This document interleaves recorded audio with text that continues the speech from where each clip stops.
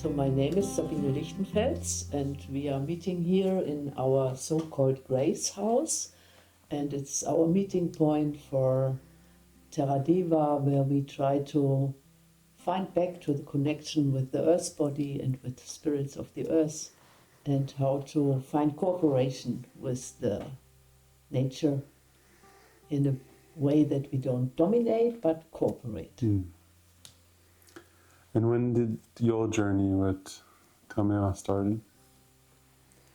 So my journey with Tamera started 3 years before we did find Tamera, because I received an inner voice which said, you have to find the place for the bigger village what you want to build in the next 3 years. If not, it will be too late. This was in a very special moment. This voice came to me, and then I committed and said, okay, I will try to find the place which is calling us.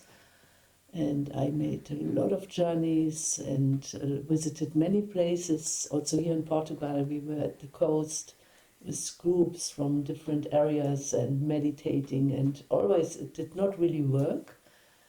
And then in 1994, we came to Tamera the first time. And I met the shepherd, and he brought me to the Oracle Spring. I meditated there, and then it was fully clear. This is the place where we are called to be. So before we called it the Desert Camp, and then 1994 we called our friends and said we did find the place, how do you think about it? And they all said go for it and sign.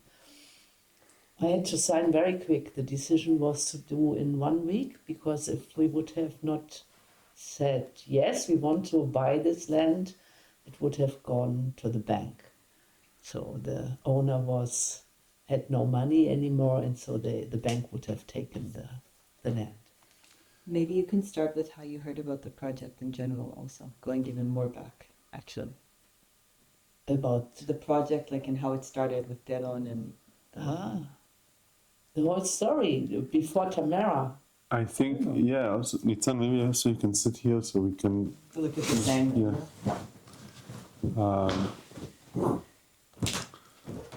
Yeah, I think I'm interested in what sparked what spark did you find in you that made you even go this way? Okay. So my decision to step out of the system was very early. I was maybe 16 years old that I noticed we are part of a war system, and I don't want to live like this. And so it started with the dream to build a village. And then I met, 1978, I met Dieter Doom the first time. I was together with Charlie Rainer Ehrenpreis. Before, we were looking in Germany for places, and he brought Dieter Doom to my house. And it was 1978 in springtime where we shook hands and we said we want to go together. Dieter Doom was looking with his car. He was driving in Austria, in Switzerland, everywhere to find co-workers. And there it was more the vision to build a university, a free university where we can learn all what we don't learn in our normal systems. And so it was the vision to build a free university connected with community. And we started quite radical, I would say, in Germany. We did rent a farmhouse, very simple price for 500 German marks in those times. We were 12 people in the beginning. We were inviting in the weekends, people came to us to visit us. And it was very much about the question, how has a culture to look like that there is no war? How can we end war? Dieter Doom was very politically engaged in the movement, in the students' movement. And the most of us came from the left wing. And then people from the ecological part, from the community building part, from the technological part, we met together and always asking, what is it about? And what years were this? This was 1978, and then we found the place 1981, I think. The And- 70s was also years of many revolutions around the Yes, world. exactly. This was when I was in school. The people came with students' movement, and we had our demonstrations. And we also noticed then quite early. I personally was engaged in different left wings communities or parties, and then I noticed, wow, the same corruption, the same jealousy, all the things are going on here too. And this brought me more radical to the decision. We have to find something on a deeper level. So now we have the visitor here. Oh, I'm sorry. It's okay. You came just on time between questions. Yeah. Very good timing. Zeit mache ich später, Leute. Wow, geht das für dich später auch? Okay, danke, Pastor. כן, אנחנו ננסה, גם אני לא אתפרץ.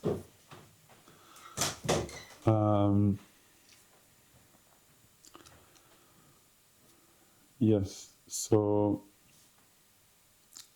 let's continue. Actually, this is interesting.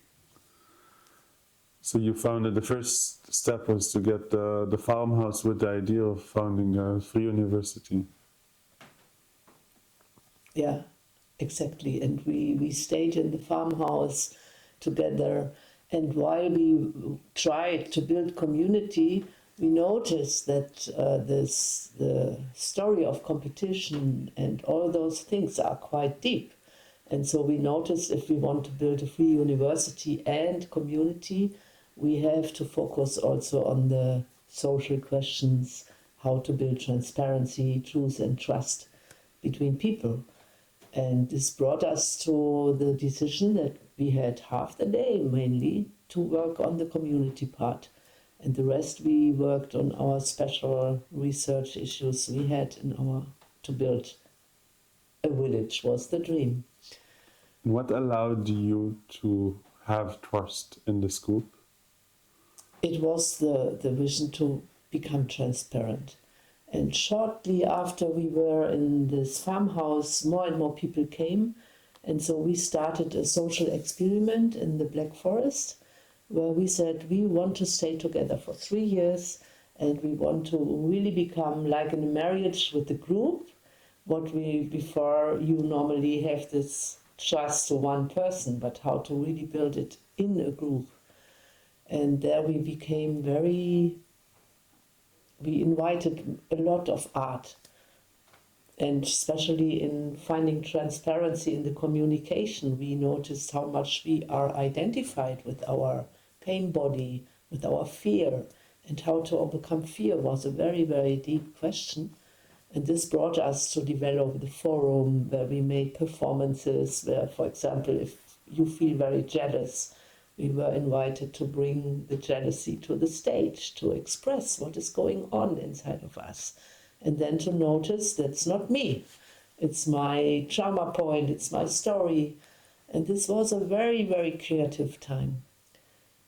But it was also a time when we were in the Black Forest, we invited a game where we thought we don't want only for the forum to be so creative. We want to leave our patterns also during the day. So we had a special day game where we said the love is going through service, being in service to life. And we called it the master-slave game. And this created a lot of confusion in the area around us who did not know us. So the game itself was very beautiful. I have my name still from this. They call me Babette in the community because first I was as a slave in the role of Babette and then in the master. And it was so a creativity where we went to the cities and had many tasks, we spoke to people, we made a lot of theater, and we discovered how far you can cross borders. But this also brought some negative press, where it was written they have masters and slaves, and there were some journalists coming into our group where we had an open day about free love. And we were inviting each other. Someone brought a flower and said, "Can I stay with you for the next half hour?" And then we decide whether we go for sexuality or a walk or whatever. But then the press story came, and it was that we have orgies out in nature, and that we are having free sexuality. And it was called Hospital of Sex, and 100 couples out of nature, and this started the whole cult story. What we had to, it was a little shock for us, but it was also for me the deepest learning, how to overcome fear, how to overcome anger, how to stay in openness to the other side. It was for me the deepest teaching, what later I developed in my pilgrimages when I went to crisis areas. To see that they are doing this kind of accusation, and to overcome it, and to see how much fear creates borders. And if we are not aware of our fear, we accuse others. This pattern I discovered very deeply in this time. So actually following on this, if you can share maybe one piece of self-growth and something that needed to grow in you in order to become a member of this community, in order to flourish as a member of this community. So I would say I was a founder of this community, or the co-founder, but what I had to learn, and still am learning, to become aware of my own hidden patterns where we are not aware of and where we go to reaction. And to notice that this is the ego part, and I discovered that behind the ego part there is a higher self. This is connected with, I would call it the divine nature. But I don't speak of religion when I say divine. I say life itself is divine. And to go with this divine guidance was for me the deepest teaching. And I would say staying faithful to a community or also to a partner is the quickest way to enlightenment, because you will notice all your hidden patterns, and you will notice when you react with violence because you have fear. Normally it's because of fear, and then from the fear there is the wish to control others and so on. And so in this sense I still believe that community building is a deep path of healing and discovery, I would say the laws of life. So I think it might be interesting to talk a little bit about the role of a leader in a community like this, because I personally also have been in this role on a few different occasions, and in many ways I think it can be lonely sometimes. And I think that someone that has this inner voice that tells us we can step into leadership needs to have very different qualities than someone who's a little bit more of a following. There's a lot of power, there's a lot of shadows. And I'm a little bit interested in the journey you went as a leader, and what made you be able to be in this role, and what shadows of you've encountered, or what projections you encountered that you decided, oh, this is actually not mine to carry. Yeah, this is a long story. I could speak for hours about it, but maybe I speak a bit about the process, because when in the beginning I was the co-founder, but I was never this person who goes in the front and says, "Here, it's me, we go the way," much more in the back. And from there, if I see something is not going well, dare to speak. And this brought me quite quick to the position where we had a meeting where everybody wrote down on a paper whom do we want as leaders. And then I was very surprised that I was named from so many people, and it was a decision to say yes. And for this, I had to dare to go a bit more in front and to be seen. And we noticed we had also games where we tried to figure out who is in the leading role, who is it, and we made performances, and then heard back from the others. And many people thought that they were the number one, and in the community they had the mirror. Oh, we are at the end of the story. So we faced all this competition stuff and fear and mistrust. This was a very, very important time, and I learned to become a natural authority. It's about people must trust you. And when we were a small group, it was quite easy. It was a learning. I noticed that suddenly I was in the mother role, so the mother of the community, and then there was this honoring, oh, the mother, and everybody wants to be with her and projecting all the positive things. And then there came points where suddenly the negative point came, and you are so much this and that and that. And I had to learn not to identify with either this big mother or the shadow mother, but to stay faithful for me. What do I believe is true? And then to share it, and then to reveal it. And this sometimes, when we grew, it became more challenging because many people have many visions. In the beginning, there were mainly Dieter Doom and me, and also Charlie. We were the visionaries, and people entered, and we tried to figure out who is in what role, and then we went. But I think if a community grows, there are more than 50 people, it's more challenging. And then to really figure out what is our common track. And there we are still in. It's a deep process. But then it's also, if you are not in contact so close anymore to the people, then the projection even takes over more. So you are more in this position of a projection figure. And this is, for me, I notice when there came, for example, accusations where I felt, no, this has really nothing to do with what I am. I noticed how much I felt hurt. And feeling hurt, you step back and you don't speak. And this is a process which took me quite a while and is still taking. And now it's also what is co-leading. In the vision, it was always clear that we don't want to have leaders and the others as followers. So a good leader has to support that others come into their growth.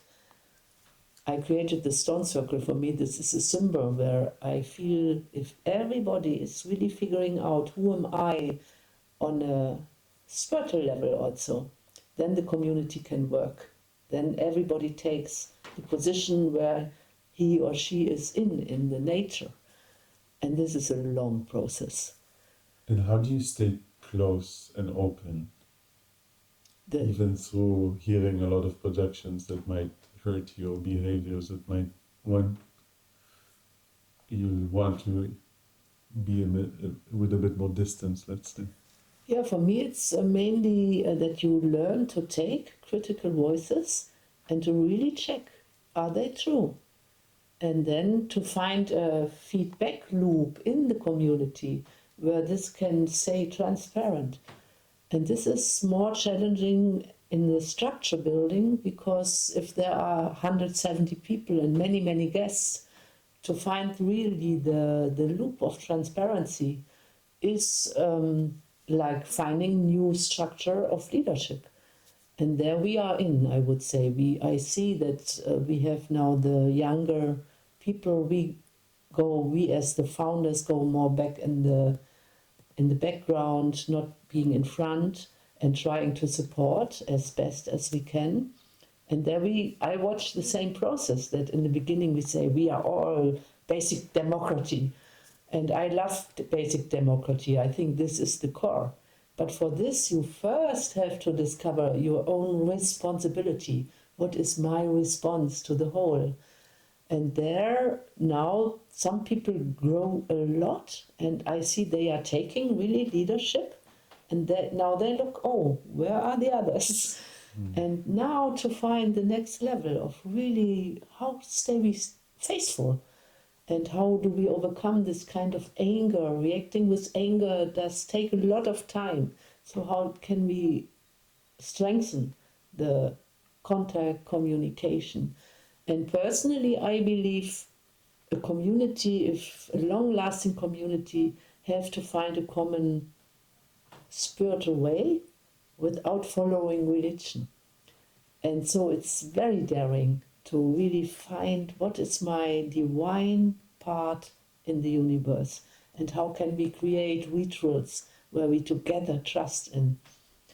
We had now, I loved the ritual what we had in the closing of the summer university. It was so special because everybody did find his place, and there are so many different people, different lines, and nevertheless you felt the whole, which you felt the entity of community. And this is necessary. I feel to feel the entity of community is supporting when there are conflicts.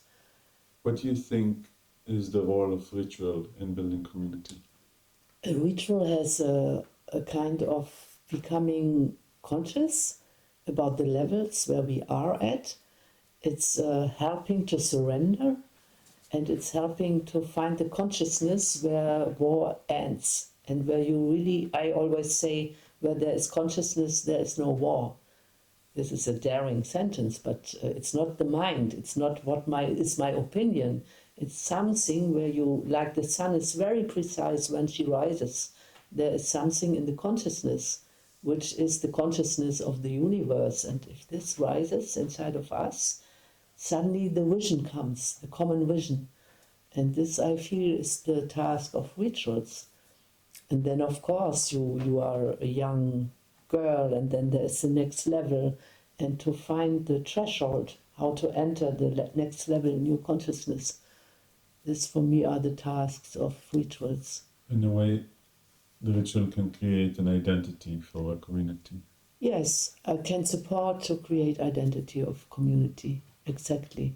And for me, it's challenging. We did build the stone circle as a expression that we all honor the divinity of life. This, for me, is a common commitment. But no Christianity, no all this Buddhism, everybody has his or her own path, but how to integrate it. I still remember when we had the first Palestinians, the first Israelis, once Shabbat, and the other, no Shabbat, and the others, Friday prayer, no Friday prayer. But I think all of this can be included if there's something where we say, accept, go your way, but this is our common prayer, community, divinity of life, and there we are still in the process, how we build the rituals in a way that everybody can say yes to.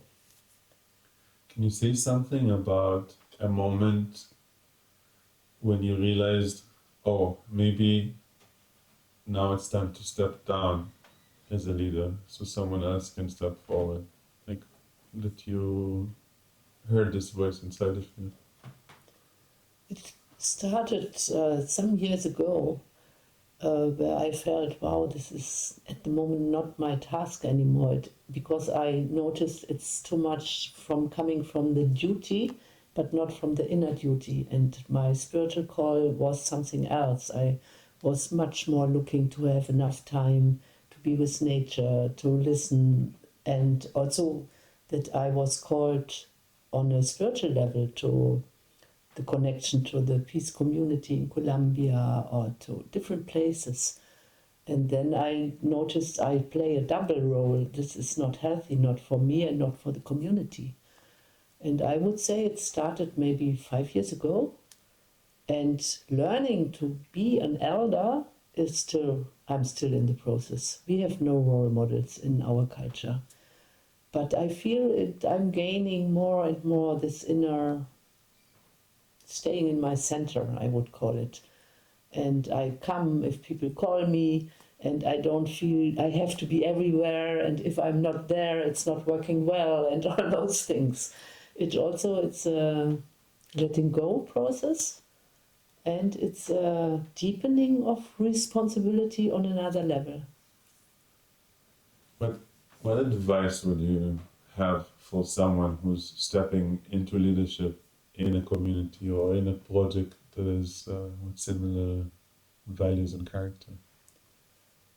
What I would suggest as so I would say, if you want to build a community, look that at least there are 5 people around you which you trust, that they mirror you and you allow them to mirror you, that there's enough trust between a core group, and from this core group it can become wider and wider and wider. If this is not there, projection takes over, and a kind of revolution takes over. I was surprised when it came up in Tamera. I was surprised that many people did not dare to speak to the founding people, and I thought, what happened? Why do they have so much fear? What is the moment? And in the beginning, we always said, if you have something what you want to share and you feel fear, find some friends, discuss it, and then go and speak. For me, this is, when I did forum, I always had this commitment. When I felt I'm too involved, I gave it to someone else and said, look, I have to perform my own reaction. And this got lost when we grew. And I heard some negative voices years later. And I thought, wow. And I know many communities failed because of this. If you look to Damanhur, if you look to Fintorn, it's a deep work. And I think we can learn from indigenous tribes. But also there, I visited a lot of indigenous tribes. And also there, the corruption and the competition came up. It's on the whole globe. We have to find ways to overcome. So maybe if you can say to someone who steps into leadership, what form of inner shadows should they look inside and walk with it? I think a good leader needs to know its own fear, needs to know the hidden arrogance, and needs to notice when he starts to avoid conflict. And in those moments should be ready. There are some leaders, they say, I don't need mirrors. I would say, no, this is not true. So dare to, that all the ones who are in the community, that they find their voice. And I feel also, to be in leadership, we have to find common, where do I as a leader surrender to? I'm teaching where I can teach, but I'm always learning. And to stay in this student's role towards divine life qualities and also to the community. And always, if you are busy more than 24 hours with something what did hurt you, you can be quite sure that there is something in your own soul where you have to work with. And this is not the moment right now. This is coming from the trauma point. And to find this kind of trauma awareness, I feel is important. Much. How do you feel about where Tamera is right now? It depends. When I'm too involved, I think, oh no, it doesn't work. But when I look from far away, I see growth of many people, really inner growth. And I feel a lot of spiritual support. And I think we are in a process on this globe where I still believe only if there are strong enough community, decentralized community building will overcome us to leave systems. But I'm aware how much people who dare this are confronted with a lot of outer resistance. If you look to Rojava or other places, that even if you try to be non-violent and then the violence comes, there are many things we have not yet the answers. And I only believe staying faithful to the vision decentralized communities, for me, is the dream of the earth. The earth wants us to learn how to inhabit her in cooperation, and their decentralized communities are, for me, the paths to overcome violence and also to overcome criminality with transparency and trust. But I know this is a high vision and it's a long path.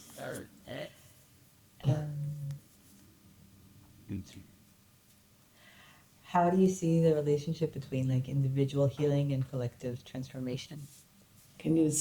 How do you see the relationship between individual healing and collective transformation? A little bit about how you talked about it now. So I think we believe much too much in the personality.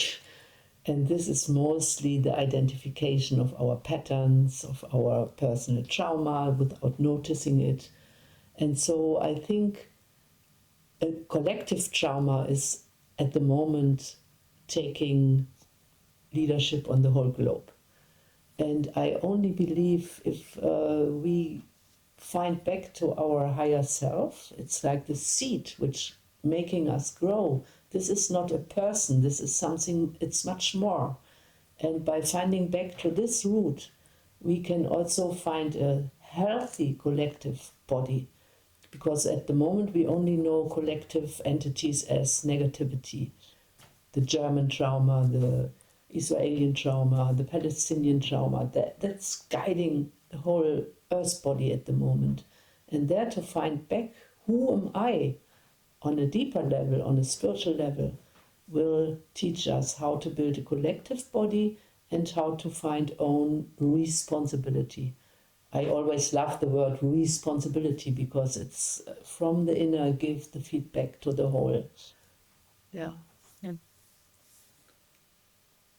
you have a question? Is there something you would have wanted to know at the beginning of this journey that you know now? I would have been happy to know more early about the projection stories, how to really work with them with conscious. In the beginning, it was quite easy. I noticed suddenly the negative projection. We had a feedback and then it was okay. But now I notice more and more on a collective body. It's so strong. And how to overcome it, I still have the question. Was there a moment for you that it almost didn't work? And what made you move through it and continue to choose to be here? Oh yes, I had some crucial moments like this. And for me, I also had personal experiences where I nearly lost life. It's a long time ago where I nearly, with the whole group, we were bathing in the ocean and suddenly big waves came and we swam for our life. And I saw the faces of the others. I only saw fear and I was full of fear. And then there was a moment where I surrendered because I thought, okay, this is my last moment. And I gave up. And it was like an embryo into the ocean. And in this moment, I felt a strong power. It was not my own personal power, but something said, no, we have to survive. And it was my deepest prayer. I said, bring us out here, all of us. And then a wave came and we all came out. And this is imprinted in my memory. This is this, yes, give up. If you see something doesn't work, give up. But stay to listen. And this I often use as a pattern now, consciously. For example, after the 7th of October, I had moments where I thought, no, we won't make it. It's impossible, no way. When I saw suddenly in the peace movement again this kind of being enemy and fighting and struggling, I was really, a long time in a point of resignation. And I had then my vision quest. I went out for 3 days and 3 nights without any water. A thunderstorm came. I was sitting under the tree and I surrendered to life. And in this moment, energy came back. And it was, again, I noticed, okay, the vision is right. Stay as long as you live. And even the ones who left this planet are still in a cooperation line for a movement for a free earth. Thank you. Mm. Yeah, given what is happening in the world right now, what do you think, how do you think this kind of project can be part of it or help it? What is there to do from this place? My big wish to Tamera is that it will become an oasis for peace workers worldwide. And so, for example, this summer university, I was very, very thankful that beyond all the conflicts in the community, there was a holding, and so many peace workers from Palestine, from Rojava, from Africa, strengthened their path again. They felt new nourishment in spirit and soul and body. And for me, this is the task of Tamera. And also, I think it's still the task of Tamera to figure out how often war starts in the personal love relationship and how can we transform this into its trust, faithfulness, and freedom. And if this really works in a community, it will have a healing impact to the whole. I still feel that Tamera can become more like it is now an acupuncture point on a global level, where people remember how to inhabit this planet as community. And when I say community, for me it's always important. It's not only human community, it's community with life. And to notice how can we come in contact with the elements, with the water, with the fire, with the air, with the earth body. And this is a relearning. We lost it since thousands of years. But I think there is a role model how we can inhabit this planet in a healing way. And I hope Tamera will do the research and will find space and time to do the research on a level where it's needed. It's like creating a medicine for all of us.